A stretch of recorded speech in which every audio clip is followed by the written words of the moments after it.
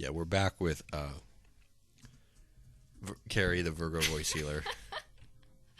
You almost forgot who you were with. No, I just wanted to make sure that was recording.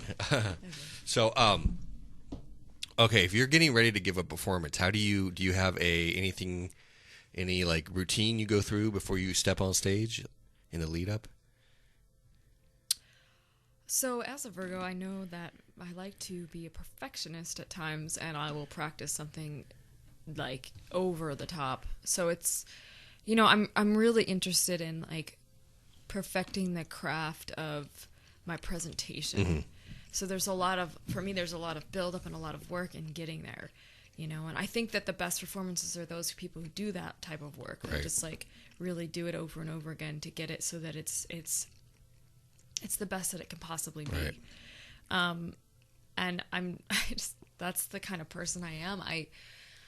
I really like, I imagine a lot of stuff. I have a really big imagination. So that's also another thing that maybe you can kind of touch on as far as chart wise, but I can tell you right now that like my imagination is crazy. Like I will think about the best and worst case scenarios within like several minutes. Yeah. And I'll take things to extremes. I really like to visualize like the perfect show, and what that would be like, and then I like to practice it as if it is reality. Oh yeah. So it's like there's this level of just like getting excited about something and visualizing what that looks like. Totally.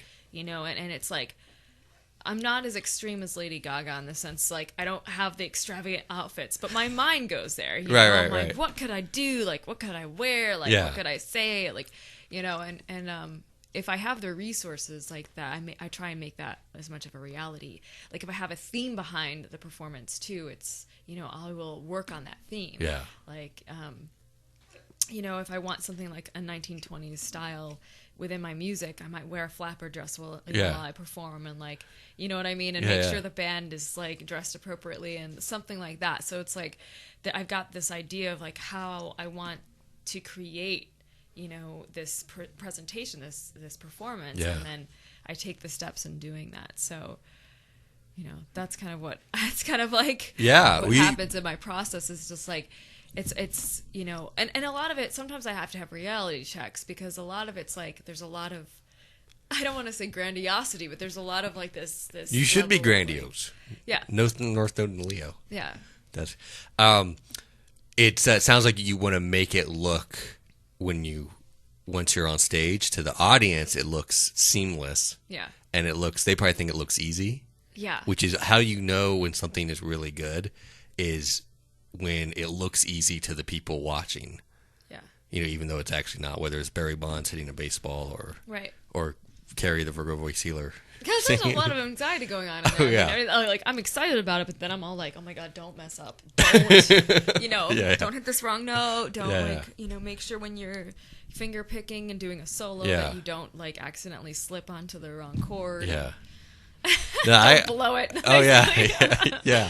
I can relate to the going from the grandiose vision to worst case scenario and back in 3 minutes. Yeah, exactly. Which is amazing that it's not even like a week where you're like really good in a week. It's like within within a few minutes.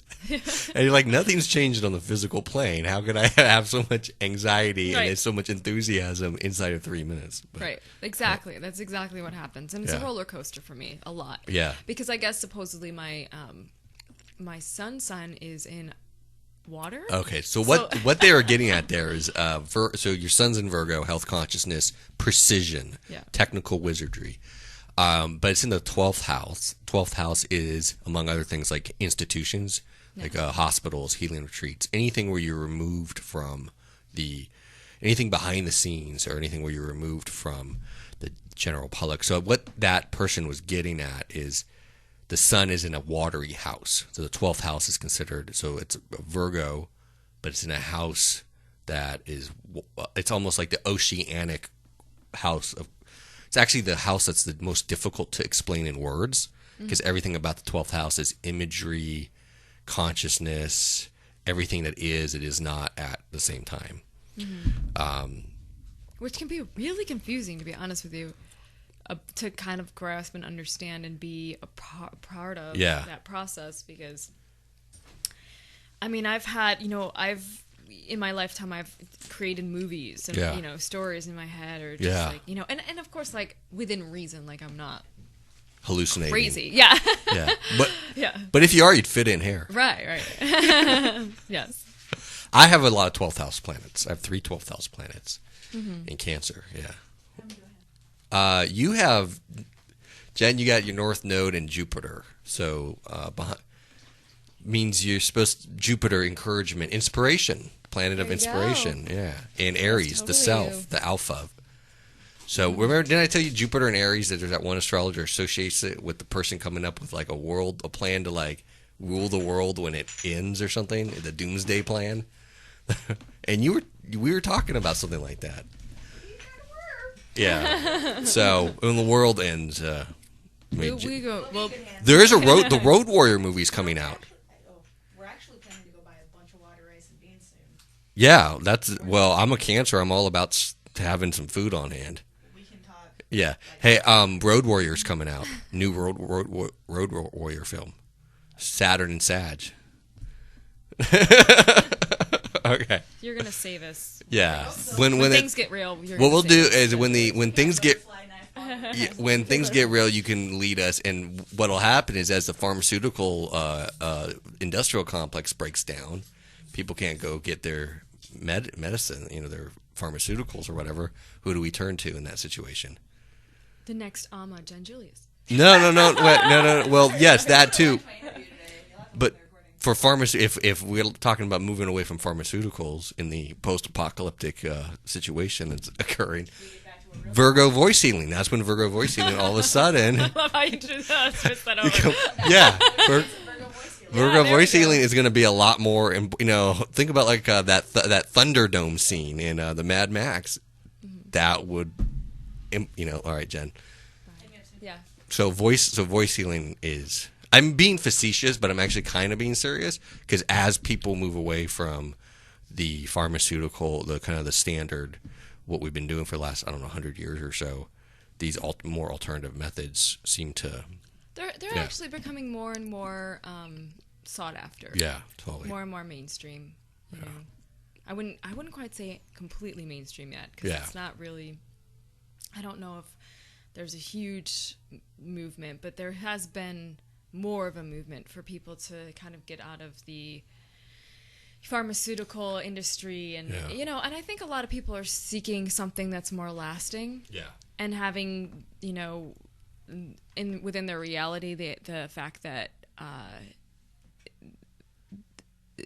they can they can see change, that they want something that's more lasting, so they're willing to seek something. I just realized you did this whole show without your headphones on. Okay. Oh, yeah, it'll sound different with your headphones. Okay. Cool. Yeah. Yeah, completely. I remember reading when Rome collapsed, but apparently people started turning to more, anything that was institutionalized during the quote good years. Mm-hmm. All of a sudden, when things fell apart, things are on the fringe, people turn to. So I think that all this type of stuff is going to get more popular as we careen into whatever's coming next. Well, I know that, when there's serious war, when there's things going on that are really traumatic and really intense, turning inward and doing some kind of creative activity within yourself, whether it be music or movement or, art, it's allowed people to process what they're experiencing. Yeah. It's allowed them to put it into a context that's tangible, that they can understand. Yeah, totally. And it's something that can be really powerful and healing, not only for the person who's expressing this art or expressing what they've potentially gone through, but also as a collective, as other people can relate to that art piece and how it's touched them with the influence of what they've experienced within that event. Right. So, I think that, art and self-expression is a powerful tool in one's process. And I think in our society here in the United States, I don't think we've been, as supportive of that type of modality as a function of releasing trauma Absolutely. or releasing pain or releasing negative experiences in one's life. And even just looking at it as something that really offers more support than just an art form. Right. And I think that's a shame because I think there's a lot of good that's being done in so many different areas of this country and outside this country in relation to using music or using like the arts as a healing modality. Right. And now it's getting more and more publicity. Right. You have kids that have autism that are being exposed to music therapy or just music in general, and they're engaging in it, and they're finding ways of connecting that if they didn't have that modality would be more challenging for them, would be harder for them to maybe, gain certain tools or certain ways of expressing themselves or certain like ways of thinking, and behaving. That it really promotes when they actually are able to have those tools that help them with that. So, there's a lot of different things that the arts can provide. And I think you're right. Like people are starting to like realize that, maybe the pill isn't really what they should be taking, because there's actually a lot of negative side effects to a lot of the pharmaceutical pills that people are consuming in relation to what, in relation to why they're taking it. And sometimes it's not worth even taking, considering like, the effects of these pills could be, liver failure, like cancer, It's like, whoa. Like it's worse than what you already have. I have a headache, for God's sake. Like, you know what I mean? Like, Totally. Like, whoa. Yeah. Like, and then what's the plan to get off the, what's the long term?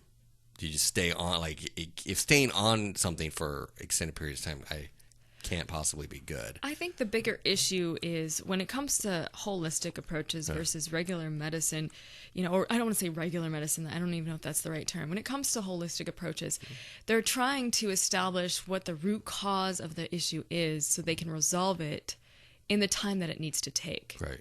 Where in our Western mentality about medicine and pharmaceuticals, it's, you have XYZ, you take this pill, and it will help with those symptoms, and it may or may not cure it. Right. So sometimes certain medications have a certain time frame, and they work specifically to help other people, get over whatever they're experiencing. Or it's just there to kind of mask it, subdue it. A lot of psych drugs do that, where it's like they have to be on it. The patient has to be on it in order to function properly, and because they haven't really found like a medicine that's going to cure or going to help reduce, significantly the person's psychological, experiences, trauma and whatnot. And so with that, it's like that's when maybe the holistic approach might be better, for an individual, because then they might be seeing real results or seeing more lasting results. So that's been a huge debate in our country for a long time. I'm not an expert on that either. I want to make that clear on the radio, not just because I'm a Virgo perfectionist, but just because it's truth. I think that people want to seek real healing, and they want to, get over whatever might be ailing them instead of having to take all this. We have a call. I think I know who this is, but we'll have to, we'll be back in just a second. Okay, while I handle the call. Sure.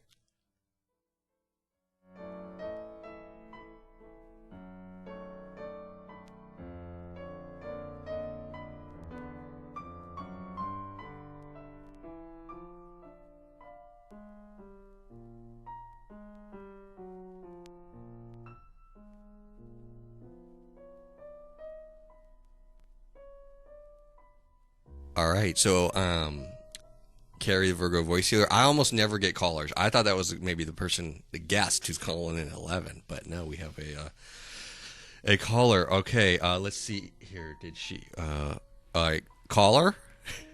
Hello. Do you have a question for Carrie, the Virgo voice healer? I just really wanted to thank her for what she's sharing. It just really resonates with me, and so I feel like right now people need to hear this because so many people are relying on these drugs. And anyway, you said it better than I can. I just want to thank you for it's been an interesting talk. I've been listening for not the whole show, but for a lot of it. Oh, thank you. Thank you so much for calling in. Can you tell me your name? Because I didn't get it when we started and Matt didn't say it. Oh, just a little elf. Okay, I get it. You can say your name, or you can stay incognito. Yeah. Elf friend. Just somebody that has planets in Virgo too. Okay. That's right. Notice the slightly sinister laugh though with the Virgo. Virgos can be sneaky. Yeah. Well, I appreciate you calling in and expressing that. I agree. I think that I'm not trying to be a preacher when I express about how I think people are moving into this holistic practice or holistic healthcare because they want to, get a better sense of what's going on with them. But I definitely feel like there is more of a movement for people that are having more of an awareness that maybe being on certain medications or trying to do something, with a regime that's not working, makes them want to move into something that might be more positive. Right. And like, I think, the holistic movement's been around for a while, but I think that it's getting more and more well known and popular. Yeah, totally. Okay, caller. Well, thank you for listening. Did you have anything else for Carrie the Virgo voice healer? As far as the question, well, I actually did. I heard you talking about performing. Yes. Where do you perform? I missed the beginning of the show, so curious. Yes, I do performances at various places, and I do workshops as well because I've done some voice healing workshops at the Dhyana Center, and I've taught voice healing classes at Prasada, which is in Occidental. It's a healing arts space near the Occidental Center for the Arts, and I'll be doing more of those workshops in the fall. As far as my performance, the most recent one that's coming up will be in San Francisco at the Center, and that's going to be on August 3rd. That's this Sunday, around 6 p.m. Oh, nice. Shoot, I'll be out of town, but... Yeah, so thank you for asking. And yeah. So did you say voice healing? Yeah. Mm-hmm. What does that entail? So voice healing is really using music, using toning, using singing and different ways of breath work and meditation to help one with their physical or emotional ailments. It's a way to express yourself as well and to be empowered through your voice. So, someone might seek my guidance in being able to open up their throat chakras or open up their voice so that they can sing more in public. I have a client right now who actually loves to go to kirtan, but she has this fear of singing, doing her own solo stuff. So her and I are working on building the confidence to express herself more fully in her truth and using her voice and being proud of her voice and having more confidence with that. And so that's just one client that I have that I work with, and it's really person-centered. So if someone's struggling to maybe sing, maybe if they have a block in their throat, they're having trouble, reaching certain scale, they're trying to sing, but they only have a certain range. It's a smaller range than what they desire. They might seek me out to expand that range. Another thing is, doing more inner work when it regards to maybe opening up their emotions. Maybe they've gone through some trauma, and using music, using toning, singing on the chakra points can really open up this huge opportunity for you to express yourself and to feel empowered. So that's what I do. That's what my work is about. If you'd like to make a call, please hang on. I think the elf, sometimes I think she got all that. I think I know who this elf is. Yeah. I can connect you guys. You guys may have some complementary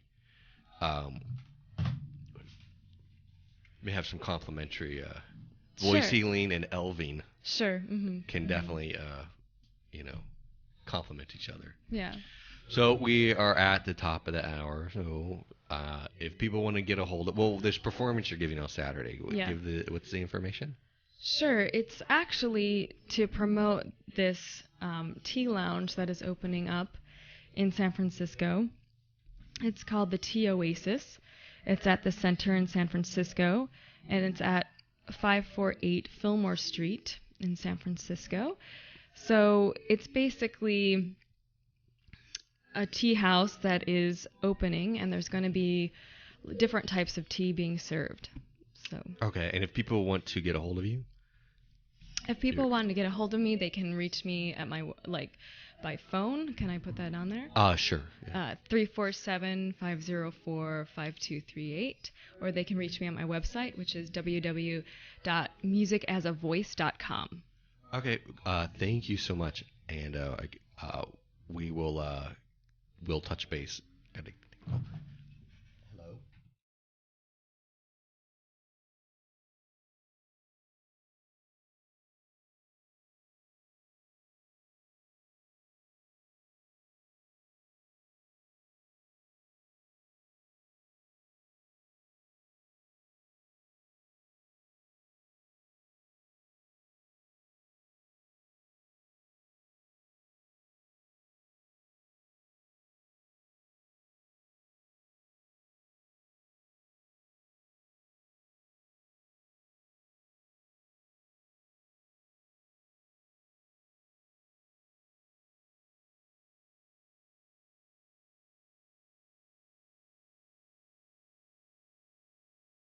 It's 11 o'clock.